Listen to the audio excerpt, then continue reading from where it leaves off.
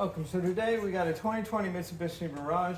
We're going to talk how we go ahead and replace these electronics right here. This is the electronics that control your window up and down, to lock and unlock the doors. Say something has gone bad, you need to replace that. So the way you're going to do that is you're going to undo this screw. There's a screw right in here. Loosen up. There might be a little cover over it. So you pop that cover off. Right, pop that screw up, and then you might need to get your little plastic tool. You'll be able to pry under here, or just kind of pull on it, pull this tab up. Unhook the electrics here.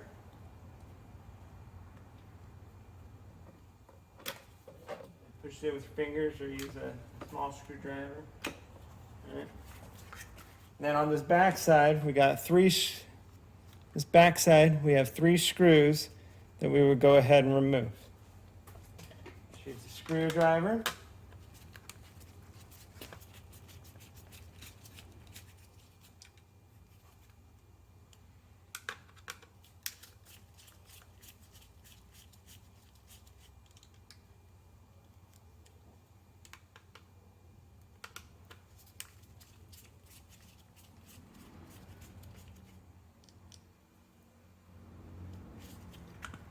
And then it just pops right out.